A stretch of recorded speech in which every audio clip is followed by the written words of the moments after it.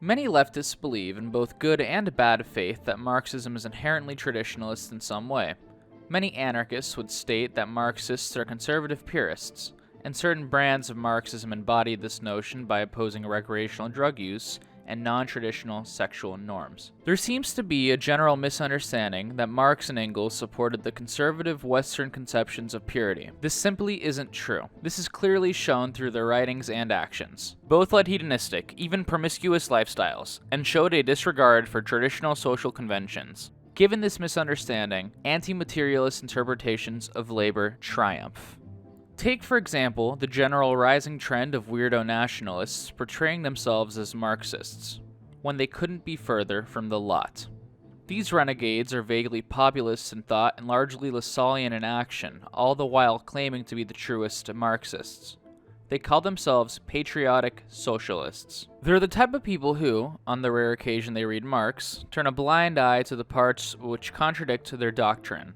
Patriotic socialist is a term I had no familiarity with prior to joining Twitter, a testament to how terminally online the ideology is. In fascist thought, there is a myth of a glorious past, a previous idealized version of a state of affairs which is upheld as a beacon. Similarly, in the minds of patriotic socialists, that past is generally a proletarian state's supposed heyday. For example, the prosperous past of the USSR, where nationalists were thrown into the labor camps that they now claim were so great. That heyday being in the past, they also tend to praise the generally conservative policies of prior self-proclaimed socialist projects. Be it opposition to homosexuality, extreme faith in the nation, or backwards views on women. Aside from this paranoid tendency, they also tend to diminish the role of laborers, particularly in the West, labeling Western service workers and sex workers alike as petite bourgeois labor aristocrats. This anti-materialist perspective is born from a fundamental misunderstanding of the definition of productive labor. Show on screen. Use Vine thud effect for that part when you're editing this. Also edit this part out, of course. Instead, idealist connotation is opted for. They believe productive to be literal. This connotation is at the core of this utopian tendency. Using this perspective, patriotic socialists seemingly ignore the dynamic between prostitute and pimp. Instead, they think of the most popular conceptions of sex workers in modern society.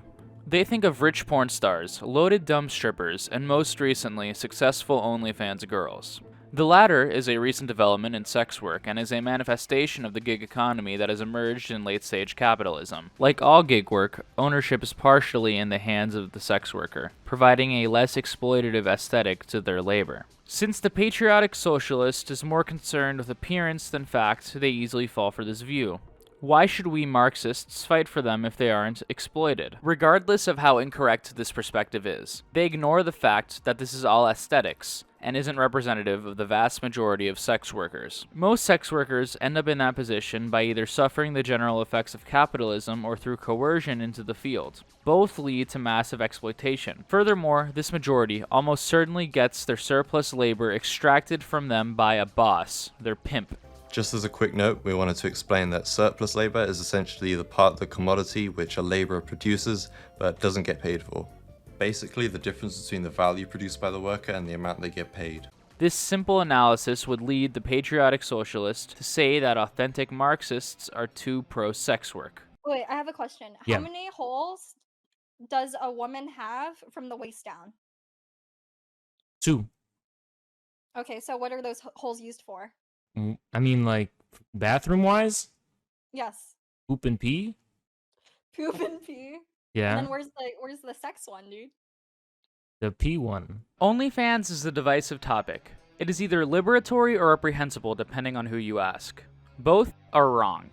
What started as individuals making paywalled amateur content became a full-fledged industry of its own, separate from mainstream adult films. Now the most prominent creators on the platform are bourgeois, with employees of their own. Most creators, however, are employees themselves. They work under management labels where their job is to take photos and film videos, while a team posts in a way to drag out customers to spend obscene amounts of money. Those who don't have much money will continue to shell out what money they do have to distract themselves from the hellish conditions they find themselves in. A familiar face is comforting in this increasingly alienated world. An illusion is manufactured through marketing, catered messages, and overall misleading customers into feeling like they have a real connection with the model they pay hundreds or even thousands to see. Loneliness becomes commodity. Even so, we don't moralize the bourgeoisie or the proletariat. We call the capitalism that gave rise to this our enemy, and something that we will destroy under communism. But that's because of the mode of production which started this deterritorialization, not due to the nature of the work. Anarchists, on the other hand, would cry out that we are anti-sex work. Well-meaning if naive, anarchists are misinformed on the topic, finding the opposite conclusions from a similarly anti-materialist perspective. This has led to sex work being viewed as a holy task that communists should not criticize under any circumstances. They both figuratively and literally fetishize the industry of sex work, and in doing so are unable to separate the sex worker from the sex work. Any criticism of this work and the conditions it takes place under, therefore, must be aimed at sex workers themselves, according to the anarchists. They view the sex worker's job, their social role, as something inherent to them as a person, rather than an exploitative relationship between prostitute and pimp. As a result, many people who push back against this fetishization of sex work are often falsely branded with the term swerve, though the term has lost much of its meaning, often being hurled at people without regard to their positions on sex workers or feminism at all. When these anarchists talk about their sex worker friend feeling liberated by their work, they're usually talking about their friend selling their feet pics, and not someone who has been trafficked. This has led anarchists to believe that Marxists are purist, reactionary, and anti-sex work. They are often affirmed by aforementioned renegades speaking out of hand, labeling anarchist culture as self-indulgent, hedonistic, and a form of bourgeois decadence. Many of these half-assed Marxists will assume moralist positions on sex work, stating that its exploitative element is due to the work itself, rather than the nature of work and the current mode of production. Marx also makes clear in the manifesto that The bourgeois sees his wife as a mere instrument of production. He hears that the instruments of production are to be exploited in common, and naturally can come to no other conclusion than the lot of being common to all will likewise fall to the woman. He has not even a suspicion that the real point aimed at is to do away with the status of women as mere instruments of production. he was emphatic that marriage amongst the bourgeoisie was actually a form of prostitution, and that the idea that communists want a more generalized version of this is pure bourgeois cope. There is also a subset of people that believe that prostitution will still exist after the abolition of said private property, that it will instead be called sexual mutual aid or something similar. This is incorrect for a very simple reason. No work will exist under communism. Work, wage labor as we know it, will cease to exist. Sex work simply isn't possible under the communist mode of production. Going around and fucking random people in the commune wouldn't be sex work, it's just being a player. Lest we not forget, Marx and Engels were both full-on gooners, a tradition which future Marxists would carry on. Marx was notorious for his breeding kink, something which would lead him to having multiple children. He was also a serial adulterer. He regularly got blackout drunk and fought cops with his goons. A pub crawl in London was created in his honor. His bestie Engels liked to spend his time drinking and getting down and dirty with French prostitutes, and held lavish parties for his friends. His ultimate retirement plan, if he had all the money he'd ever need, was Do nothing but work and amuse myself with women until I went to pieces. Lenin continued this tradition by basically having a poly relationship, being a nudist and getting zesty with his homies. Rosa wrote dominatrix letters. Trotsky wrote freaky letters to his wife. And you can't forget about Mao. Well, maybe we should. This is all to say that Marxists are not the fun-hating squares many conceive them as. It is not to defame their characters or to diminish their contributions. Quite the opposite. It shows a nuanced and complex analysis, one which rejects bourgeois morals and focuses on the materialist perspective. Ruthless criticism is for all facets of life. It expands beyond just the basic class analysis, yet always seems to come back to that simple premise. This is not to say these people supported prostitution. In fact, most of them spoke out against it. Lenin said prostitutes are Doubly sacrificed by bourgeois society. First, by its accursed property system, and secondly, by its accursed moral hypocrisy. No amount of moral indignation, hypocritical in 99 cases out of 100, about prostitution could do anything against this trade in female flesh.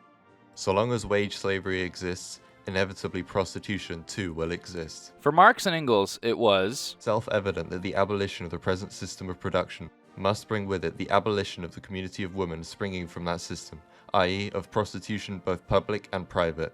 stating that women were a form of property to be seduced and passed around in a form of private prostitution. For the communists, prostitution can only be done away with alongside private property. In this video, we just wanted to note that Marxism is neither a hedonistic doctrine nor one that entirely rejects sex and pleasure.